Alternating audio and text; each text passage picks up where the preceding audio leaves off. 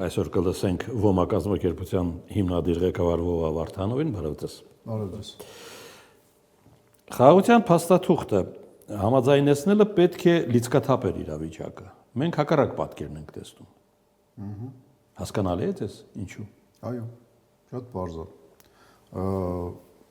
Կուզեք ռուսերեն խոսել։ Կարանք ռուսերեն խոսալ։ Аппетит приходит во время еды. Можно так объяснить. Раньше было два условия, насколько я помню. Потом, наверное, мы безоговорочно уступили. Они сказали, значит, еще можно попросить. Значит, еще. Не попросить, а потребовать. Вот и требуют по нарастающей. Այդ տրամաբանությամբ բանակցություններ չէին ավարտի, կպահեին կախված։ А кто сказал, что переговоры окончены? Բաքու։ Не совсем, потому что они сказали, что есть условия, предусловия. Это изменение. Да, но есть предусловия, которые не входят в этот документ, и это предусловие изменения Конституции. То есть уже следует, что мы еще что-то должны сделать, чтобы это начало работать. Это очень просто, это очень похоже на поведение хулигана, когда, скажем, встречает условного ботаника, там, человека маленького со скрипкой и начинает наезжать. Сначала покажи, как ты играешь, в следующий раз сходи за пивом, в следующий раз уже с подзатыльником или пинком, уже не за пивом, а иди в банк и займи для меня, скажем, бабок, денег. Вот очень на это похоже. Դրան հաջորդեց ապատեղեկատվություն ամենօրյա ռեժիմով։ Да. Ամեն օր հայտարարում են, հայերը կրակում են։ О чем говорят вот именно эти, так сказать, стрельбы на границе. Хотя их просто не было. Հաստատել են Եվրամիության դիտորդները, որ հանգիստ Да, во-первых, наблюдатели, во-вторых, именно в этих направлениях у нас есть филиалы у ВОМы.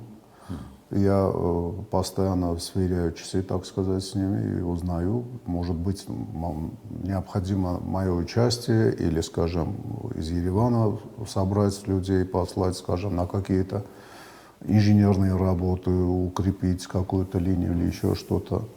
Говорят спокойно, тишь да гладь. То есть это абсолютная ложь. Я сейчас не... Իսկ թիկունքում կա որևէ փոփոխություն։ В смысле? Ադրբեջանում։ У них... Սամանից ավելի հեռու։ У них что Զորքերի происходило? տեղաշարժում։ Они копили силы, но накапливание сил, скорее всего, было связано с возможными ихними ожиданиями, что мы в чем-то им не уступим. То есть они угрожают не только дипломатически наезжают, да, но то, что они дипломатически выигрывают, мы это видим, но еще и дубинку показывают из-за спины показывают, вот могу его ударить. Что можно противопоставить? Мы над этим должны думать. Այսինքն շանտաժի է գործում։ Ну, это чистый шантаж. Բայց ոչ միայն Հայաստանի հասցեին, տեսեք։ А удержание заложников не шантаж. Для чего вообще заложников держат террористы? Шантажируют, чтобы получить что-то. А что сейчас происходит с нашими заложниками, которые находятся в Баку? С их помощью оказывается давление, если не на власти напрямую, то на общество, в надежде, что еще больше раздрай будет в обществе, а чем меньше сплоченности во внешней политике в обществе, чем меньше сплоченности в плане угроз, исходящих извне в обществе, тем легче, так сказать, уговорить наших переговорщиков, наших дипломатов на еще какие-то уступки. То есть они чистым шантажом занимаются. А что мы можем противопоставить? Ну, как минимум, политические бонзы, там, руководители различных крыльев, парламентских, непарламентских, чтобы они собрались, что-то вроде конференции, под эгидой человека, который, скажем, если и как-то участвует вот в этих процессах, тем не менее он относительно авторитетен. И заставить этих людей, в буквальном смысле заставить, как в свое время заставляли выбирать римского папу. Закрывали дверь, ну и сейчас тоже. пока белый дым не пойдет, папа выбран, вы отсюда не выйдете. Вот что-то в этом роде. Вот пока вы не скажете, что вы в вопросах обороны едины, вас отсюда не выпустят, и будете есть только булочки, и у вас от гастрита желудок испортится, возможно, даже летальный исход. Вот пока что-то такое не произойдет, турки все время бакинские турки, так сказать, представители бакинского тоталитарного режима, значит, они все время будут шантажировать и получать. Все время будут шантажировать и получать. Потому что переговорщик не чувствует за собой силу. Да, իր հերթին։ Միգուցե Բաքուն չէր սպասում նաև միջազգային այսպիսի արձագանքի կամ ուղիղ հայտարարությունների մի շարք երկրների, թիվը արդեն չեմ կարողանում հիշել ինչ կան, այդ թվում նաև Վաշինգտոն, Վաշինգտոնի մասին առանձին կնշենք։ Հիմա դա վերածվում է անուղղակի միջազգային ճնշման Բաքվի նկատմամբ։ Дело в том, что вот это все дипломатические различные реверансы, они всего лишь делают помягче падение, но не предотвращают падение. Или дают возможность подняться на одну ступеньку выше, но не все 100 ступенек. Да? То есть не более того. Самое главное в переговорных процессах – это чувствовать за собой силу. Вот силу чувствуют украинцы, потому что украинский народ относительно сплочен в плане того, что несправедливость, то, что с ними происходит. И встану окнуть. Ну, помощь, вот эта помощь извне и так далее, все это позволяет, чтобы сплоченность действовала дольше.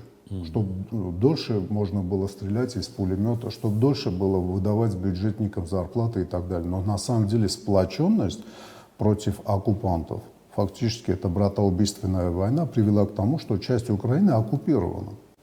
И вот эта сплоченность позволяет топать ногой этому высокому президенту, ростом, в смысле высокому, и даже мировой гегемон в кабинете с ним не совладал. Помните этот разговор, когда там Венс был вице-президент президента, и как он себя вел? Это только за счет того, что у него за спиной есть относительный консенсус политических сил, общества и так далее. Վաշինգտոնի հայտարարությունը շատերը առանձնացնում են, չգիտեմ դուք ինչ եք մտածում այդ մասին, Վաշինգտոնից ասեցին ազատ արձակիր պատանդներին եւ ստորագրի այդ համաձայնությունը։ Ասում է ոչ թե Բայդենի, Թրամփի ադմինիստրացիան, տարբերությունը մեծ է հետո։ Ну, пока с Трампом можно, так сказать, с президентом Соединенных Штатов более или менее фрондировать, да, так, то вроде не подчиняться его указаниям и так далее. Но это на первых порах.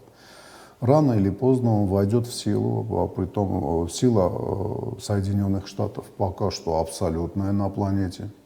Рано или поздно он, значит, взнуздает эту силу, и уже ему сопротивляться будет почти невозможно. Но сейчас пока что возможно. И я уверен, что даже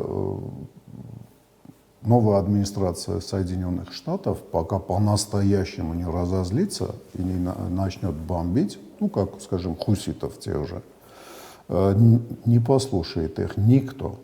Ни Гренада, ни бакинский автократор, никто. Потому что еще надеются, что он еще не вошел в суть дел, он может поменять свое мнение, вот как в вопросах Украины и так далее. Հիմա էլ նոր աղմուկ է ձևավորում, ընդ որում արձագանքում է նաև Մոսկվան միդի մակարդակով, որ Միացյալ Նահանգների զենք է գալիս Գերմանիայի օգնությամբ հասնում է Հայաստան, մենք գիտենք ինչի մասին է խոսքը, ամենամյա այդ զորավարժություններին մասնակցելու դա պետք է ենթադրել, որ շատ փոքր քանակի կարող է զինտեխնիկա լինել։ Հիմա այդ աղմուկը կարող է օգտագործել Բաքուն։ Երբ Если этот повод будет использован, они будут очень неправы, потому что напрямую будет объявлено, что Соединенные Штаты вот здесь что-то мешают. Им очень не повезет, если они сделают такой неправильный, так сказать, вывод из всего этого. Но это смешно. Во-первых, никогда наши совместные учения не выходили за рамки бригады одной, совместные с Соединенными Штатами Америки. Никогда не выходили. Если даже они будут чуть крупнее, это смешно. Их совместные учения с Бакинской республикой на Каспии были в разы, даже на порядок более крупные, чем, скажем, наши. Наверное, за все время, вот если соединить количество участников, и то на порядок это меньше участников в этих учениях, чем российско-бакинские учения или российско-бакинско-иранские учения. Это даже смешно. Ну, получается, вот то, что можно Зевсу, нельзя быку. Да? Ну, очень даже извиняюсь. Я с вами не согласен. Мы пытаемся так или иначе что-то поменять в нашем настоящем и возможном будущем. Мы прекрасно помним, как Россия не справилась со своими миротворческими обязанностями. Притом их миротворческие силы не были как силы ООН в 2006 году на ливанско-израильской границе, то есть только автоматами. Они были с бронетехникой, они были в составе целой бригады, притом усиленной.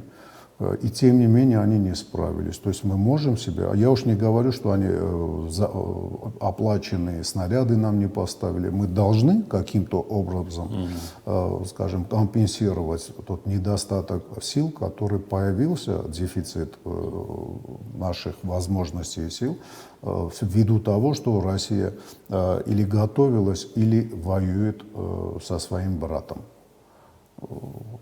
Мы заняты своей безопасностью. Обижаются, да бог с ними.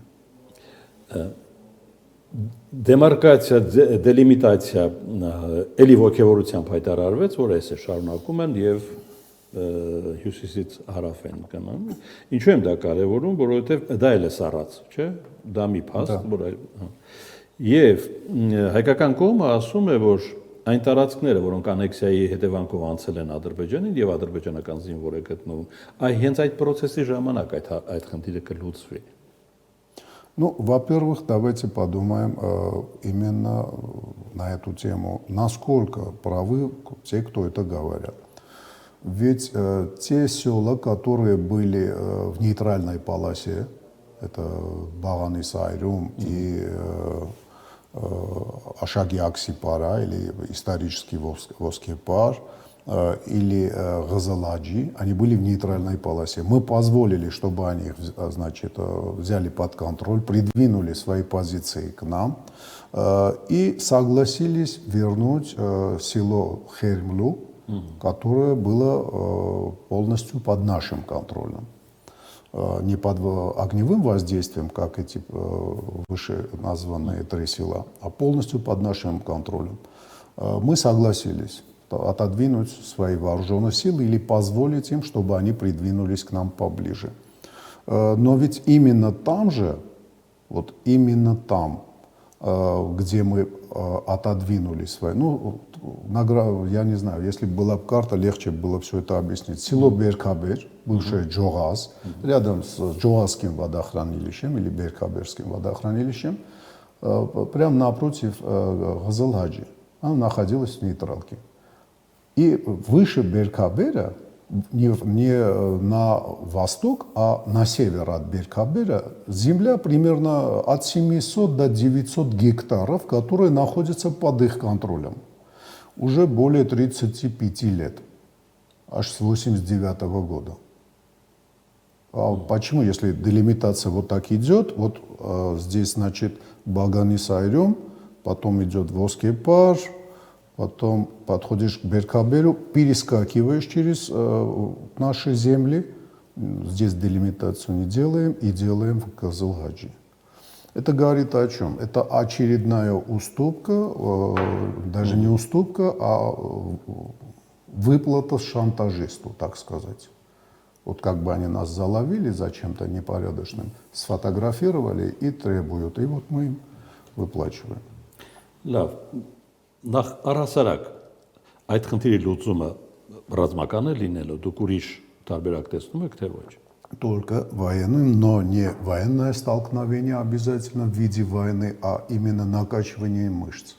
Я не говорю, чтобы мы участвовали в гонке вооружений и при том в том же виде, в каком они нам могут надиктовать, да, вот в каком виде. 10 ракет, мы 10 ներողություն։ ракет. Տեղեկություն կա կխնդրեի հաստատել կամ հերկել, որ օրինակ Ջերմուկի այն բարձունքը, որը հիմա անցել է ադրբեջանական վերահսկողության տակ, հրետանային գունդ է տեղակայված։ Сарнасар, это над Джермуком, и между Сарнасаром и Сарнасар, это высота, которая входила, то есть и входит в административные границы Армянской ССР, то есть фактически мы наследники Армянской ССР, Армянская республика.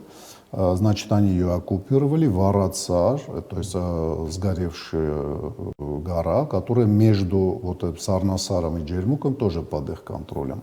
Сейчас там находится порядка пехотного батальона, усиленного артиллерией. Полк артиллерийский там просто спрятать негде. Если они за гору зайдут, им потом просто оттуда выходить будет сложно. В Карвачаре вообще мы должны понимать, что мы по своей глупости, возможно, трусости, потеряли арцахский щит, который прикрывал нашу спину. На самом деле Арцах был необходим для того, чтобы по нашей голой спине Турецкая республика топором или чем-нибудь не шмякнула.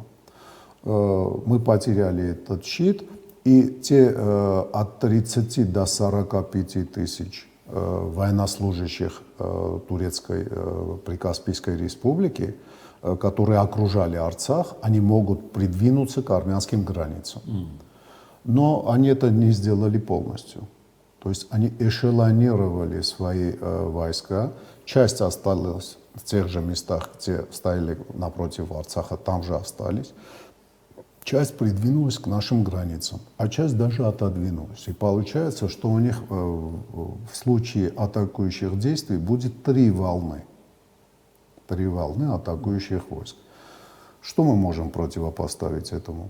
Усиленное построение страны крепости. То есть страна должна превратиться в крепость. Я не говорю, что мы должны строить что-то вроде линии Мажино, которая очень дорогая, технологичная была для 20 века. Нет, мы можем строить что-то вроде линии Маннергейма, которая кое-где использовала дорогие бетонные, железные технологические материалы, но в основном... Да, но в основном линия Маннергейма была построена из древесно-земляных огневых точек, дзоты. И древесно-земляные огневые точки, кстати, они считаются временными инженерными строениями, но до сих пор недалеко от Ленинграда, ну, сейчас Санкт-Петербурга, если в сторону Выборга едешь, там эти огневые точки еще можно увидеть древесно-земляные. То есть не обязательно в гонке вооружений участвовать так, как нам навязывают. Они строят бетоны, мы можем построить что-то другое, что-то дешевле, в большем количестве или в меньшем количестве. У нас есть какие-то преимущества? Конечно, у нас есть два преимущества. Мы страна горная, атаковать им придется горы.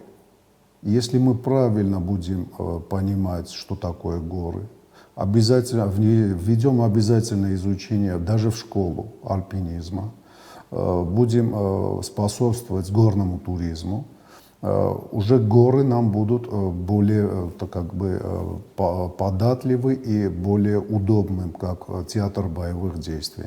И самое главное, нация, народ.